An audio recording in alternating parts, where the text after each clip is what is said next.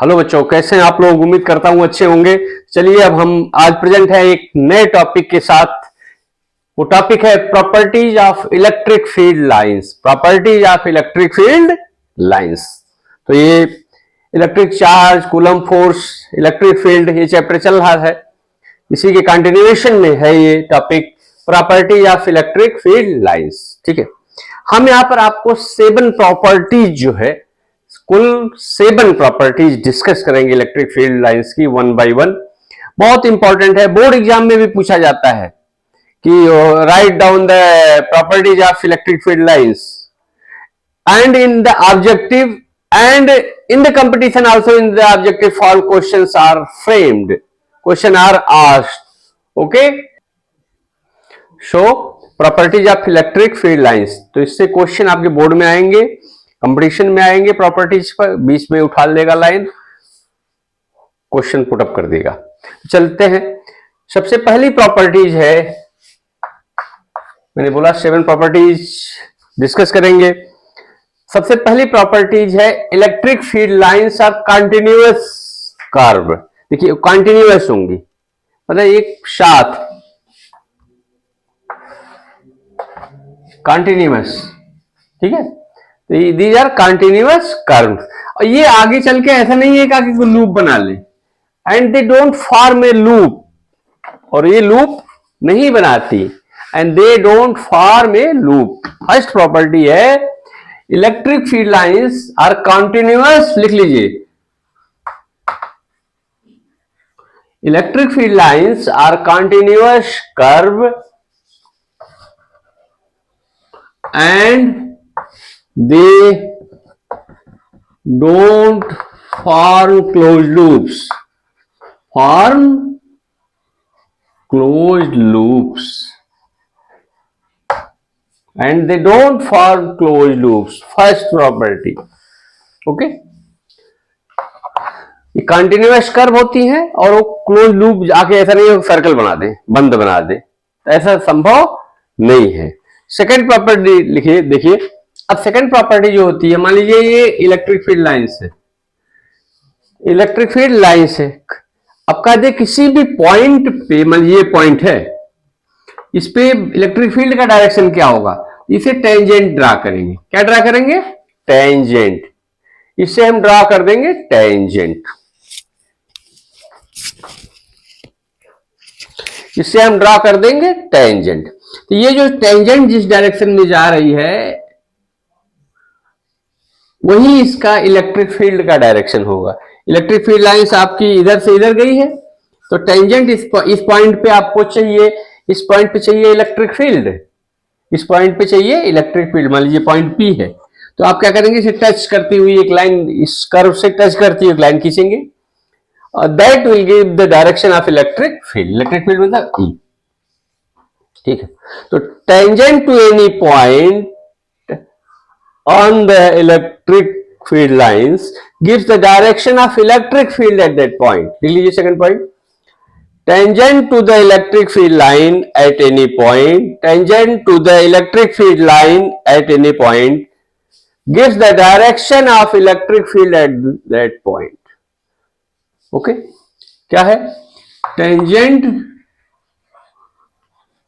gives the direction, short form में लिख लीजिए, tangent gives the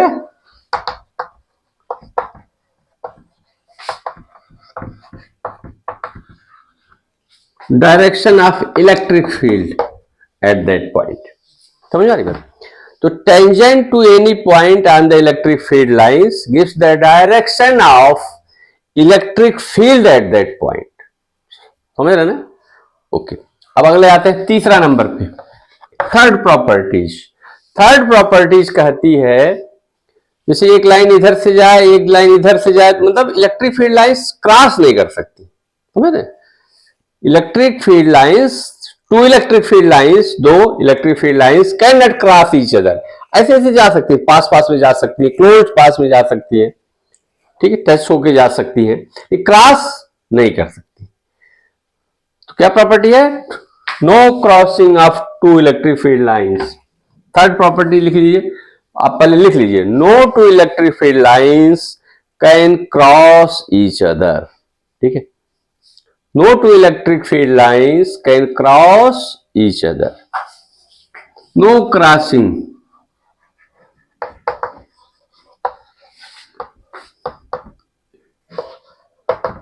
E means electric field, no crossing of E lines, electric field lines की crossing नहीं हो सकती, समझ रहे हैं, एक दूसरे का ऐसा नहीं होगा वो क्रॉस कर दे। No two electric field lines can cross each other, ये थर्ड प्रॉपर्टी होगी।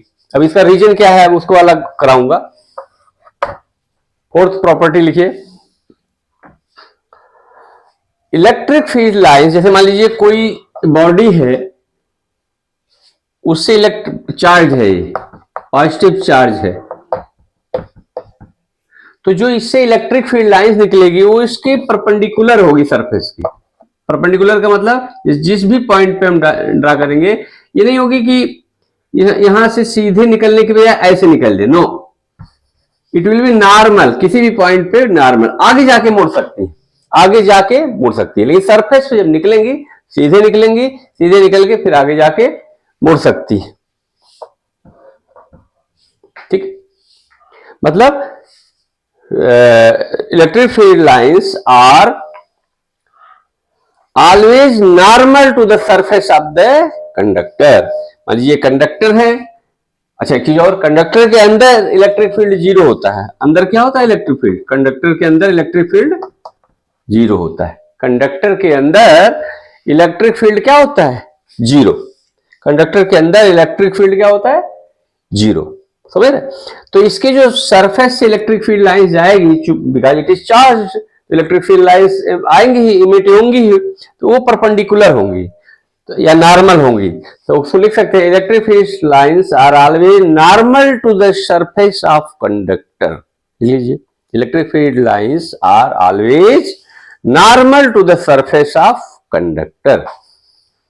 फोर्थ प्रॉपर्टी क्या है, normal to the surface of conductor, this is one property। तो चार प्रॉपर्टी डिस्कस हो गई। अगली हम पांचवी और छठवीं प्रॉपर्टी डिस्कस करते हैं।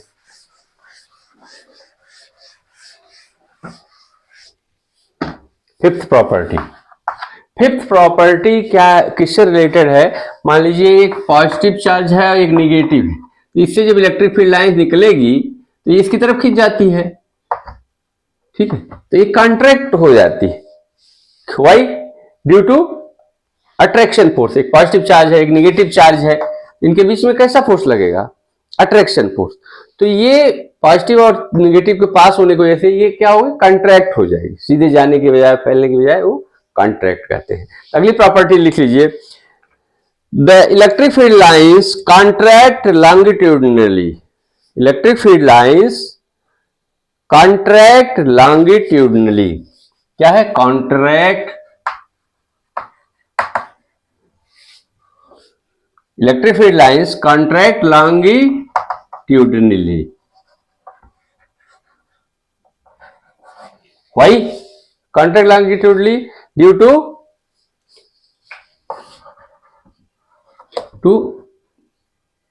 force of attraction, force of attraction।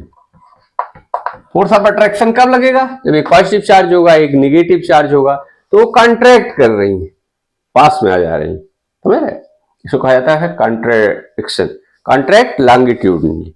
अगली प्रॉपर्टी देखिए, सिक्स। अब ये तो हो गया contract.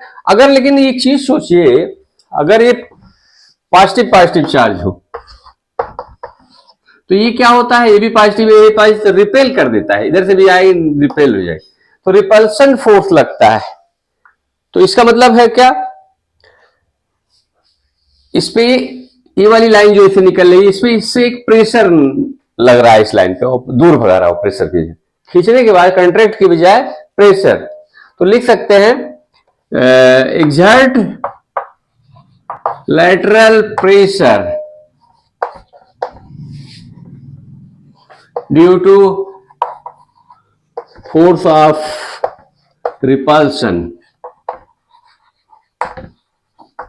Due to force of repulsion, मतलब दोनों सेम टाइप चार्ज होंगे तो कैसा फोर्स लगेगा उनके बीच? रिपल्सन फोर्स लगेगा। तो रिपल्सन फोर्स मतलब दूर भगाना, एक प्रेशर दे रहा है, प्रेशर लगेगा तभी तो दूर जाएगा। तो ये क्या है? Exert lateral pressure, exert lateral pressure due to force of repulsion, due to force of repulsion. ठीक है, तो ये आपका सिक्स्थ प्रॉपर्टी हो गया। एक प्रॉपर्टी और लिख लीजिए सेवंथ का। ये सेवंथ जो प्रॉपर्टी है, जैसे कंडक्टर का मैंने डिस्कस किया था, उसके अंदर इलेक्ट्रिक फील्ड नहीं होता है, वो भी एक प्रॉपर्टी लिख सकते हैं, लेकिन इसमें मेंशन नहीं करना है, नहीं किया हमने, साथ ही जो है इंपॉर्टेंट है वो किया है।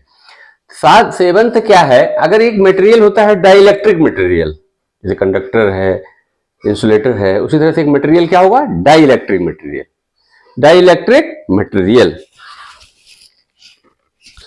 तो जो ये डाइलेक्ट्रिक मटेरियल होता है उसके अंदर भी इलेक्ट्रिक फील्ड होता है। Electric field lines passes through dielectric material. Electric, E means electric field और लाइंस लिख दे रहे हैं। Electric field lines Passage through dielectric material.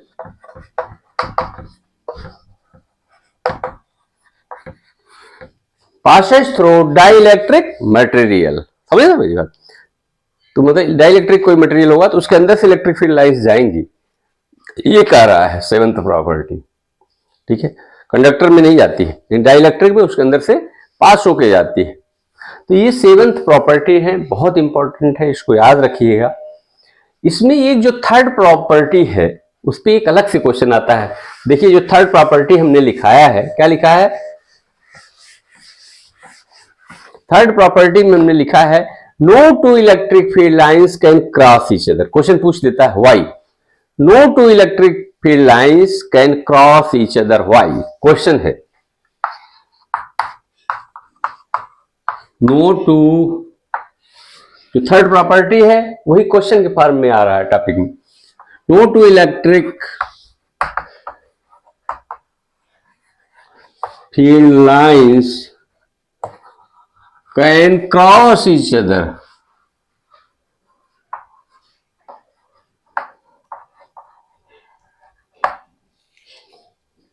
Statement दे देगा और पूछ लेगा व्हाई, एक दूसरे को क्रॉस क्यों नहीं कर सकती। अब देखिए इसका आंसर जो होगा, अब इसको आप ये सोचिए, एक इलेक्ट्रिक फील्ड लाइंस मान लीजिए है ए बी, एक इलेक्ट्रिक फील्ड लाइंस इधर जा रही है सी डी, ये दोनों यहां पर क्रॉस कर रही हैं। क्रॉस कौन से पॉइंट पे कर रही हैं? पी पे। मान लिया हम, सपोज इसका उल्टा चलेंगे, अगर ये एक दूसरे को क्रॉस कर रही है किसी पॉइंट पी पे, तो पी पे इलेक्ट्रिक फील्ड लाइंस का डायरेक्शन क्या होगा? इलेक्ट्रिक फील्ड लाइंस का डायरेक्शन क्या होगा? देखिए इस पर्टिकुलर पॉइंट पे अगर इससे टेंजेंट ड्रा करें, टेंजेंट ही होती है इलेक्ट्रिक फील्ड लाइंस, तो ये डायरेक्शन हो गया, यानी पी क्यू, ये डायरेक्शन हो गया। और अगर इस लाइन को फॉलो करें, इस पे टेंजेंट इधर से ड्रा करें, तो ये हो जाएगा पी आर, पी आर। तो देखिए दो डायरेक्शन हो गया, एक पी क्यू एक डायरेक्शन हो गया, एक डायरेक्शन क्या हो गया? P R. एक टेंजेंट, एक क्रॉसिंग पॉइंट पे दो डायरेक्शन मिल रहा है, तो कभी भी इलेक्ट्रिक फील्ड लाइंस का एक पर्टिकुलर पॉइंट पे दो डायरेक्शन नहीं हो सकता। ठीक है, it has been seen observe practically. तो एक पर्टिकुलर पॉइंट पे दो डायरेक्शन नहीं हो सकता। तो जब दो डायरेक्शन नहीं हो सकता, इसका मतलब वो क्रॉस नहीं कर सकती। दो डायरेक्शन क्यों हुआ? क्योंकि क्रॉस कर रही थी। दो डायरेक्शन पॉसिबल नहीं है, इसलिए वो क्रॉस नहीं कर सकती। तो यही उसका आंसर है। इफ, लिख लीजिए, if two electric field lines crosses each other, then at the crossing point there are two directions of electric field at crossing point, which is not possible. So if it is not possible, then crossing is not possible. So no two electric field lines can cross each other. समझ वाली बात? क्यों? आप यही लिखेंगे, दोनों electric field lines अगर P पे क्रॉस करती हैं तो P पॉइंट पे दो टेंजेंट ड्रा हो गए, एक इधर और एक इधर, तो दो डायरेक्शन हो गया इलेक्ट्रिक फील्ड का। ठीक है, तो दो डायरेक्शन हो गया एक पॉइंट पे, वो पॉसिबल नहीं है, वो पॉसिबल नहीं है, इसलिए वो क्रॉसिंग भी तब पॉसिबल नहीं है। तो this is not possible, crossing is not possible. ठीक है, तो ये क्वेश्चन आता है, लिख लीजिए इसका आंसर, अभी एक बार बोला हूं और भी फिर से लिख लीजिए। Suppose two electric field lines A B and C D cross at point P, full stop. Then at the point P there are two tangents, one is PR, another is PQ. These PR and PQ are the direction of electric field at the point P. Direction of electric field at the point P, which is not possible. Two direction of electric field at one point is not possible. समझ आ रही बात? तो एक point पे दो direction possible नहीं है, ये पॉसिबल ही नहीं है, इसलिए क्रॉसिंग भी possible, so it can not cross each other. ठीक है, बढ़िया समझ में आ रहा है ना आपको? समझ में आ रहा है पूछिएगा आप फिर और। ठीक है, so no two electric field lines can cross each other. तो ये एक इंपॉर्टेंट पॉइंट था, ये हमने डिस्कस किया इलेक्ट्रिक फील्ड लाइंस में। अब इसमें अगला टॉपिक हमारा होगा इलेक्ट्रिक डाइपोल, लेकिन उससे पहले एक आध क्वेश्चन और कर लेते हैं जरा इलेक्ट्रिक फील्ड पे, वो नोट कर लीजिए जरा, क्वेश्चन करते हैं। ये क्वेश्चन देखिए ऑब्जेक्टिव टाइप पूछा हुआ है आपके,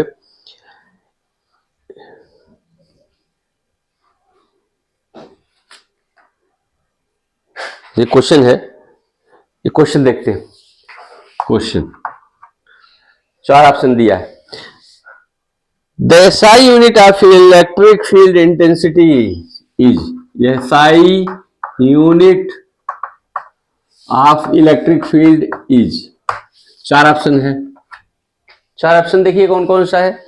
पहला ऑप्शन है न्यूटन, दूसरा ऑप्शन है न्यूटन पर कूलॉम, तीसरा ऑप्शन है कूलॉम पर मीटर स्क्वायर, चौथा ऑप्शन है D, what is D, newton per metre square. तो आप बताइए क्या होता है, E equal to electric field equal to क्या होता है, F बाई क्यू। तो यूनिट क्या हो जाएगा, F का यूनिट न्यूटन और Q का यूनिट कूलॉम, तो न्यूटन पर कूलॉम।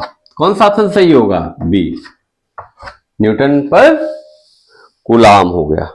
ठीक हो गया। और जो है क्वेश्चन देखते हैं, क्वेश्चन देखिए इलेक्ट्रिक फील्ड लाइंस पे नोट करिए।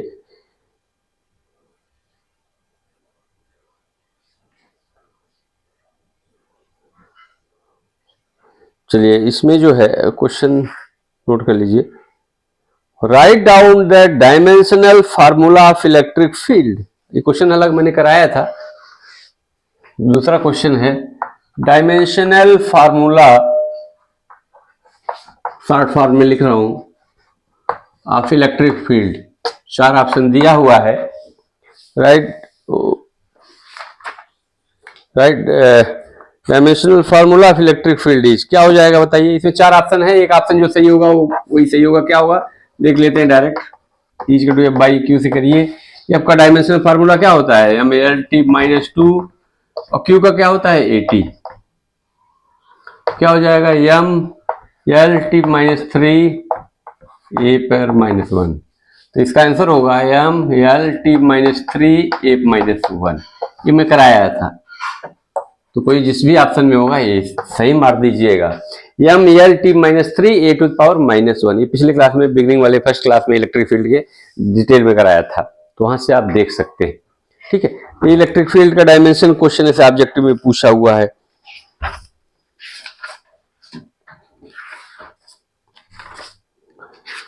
So in this way we have come to this end of the electric field lines. अगले वीडियो में हम डाइपोल के बारे में स्टार्ट करेंगे, इलेक्ट्रिक डाइपोल। डाइपोल क्या होता है, और उससे डाइपोल में जैसे दो चार्ज होते हैं, एक पॉजिटिव एक नेगेटिव, उसकी वजह से एक साथ दो, अभी एक एक की बात कर रहे थे, अभी एक साथ दो चार्ज का इफेक्ट देखेंगे कैसे वो इफेक्ट करेगा। तो एक पॉजिटिव एक निगेटिव अगर पास पास में हो थोड़ी दूरी पे, उसको कहेंगे डाइपोल। ये अगली क्लास में हम डिस्कस करेंगे, उसकी वजह से इलेक्ट्रिक फील्ड वगैरह सब डिस्कस करेंगे अगले वीडियो में। तो वीडियो को आप लाइक कर दीजिए, सब्सक्राइब पहले, सबसे पहले इंपॉर्टेंटली सब्सक्रिप्शन बटन पे क्लिक कर दीजिए, सब्सक्राइब कर दीजिए, ठीक है। सब्सक्राइब कर दीजिए। चैनल का नाम क्या है? Topper physics hub. Okay, topper physics hub लिखा होगा बड़े बड़े अक्षरों में, टॉपर फिजिक्स हब। तो देखते ही आप सर्च मारेंगे तो आपको मिल जाएगा। इसको सब्सक्राइब कर लीजिएगा, सब्सक्राइब दिस चैनल, इससे आपको सारे मटेरियल मिलते रहे। जो भी वीडियो बनाए तुरंत आप बेल बज जाए आपकी और आप उसको कर सकें। तो खुश रहिए, मस्त रहिए, पढ़िए खूब। कोई भी डाउट हो तो पूछिए, फिजिक्स में कोई डाउट कैरी मत कीजिएगा। I am there with you always. Thank you very much.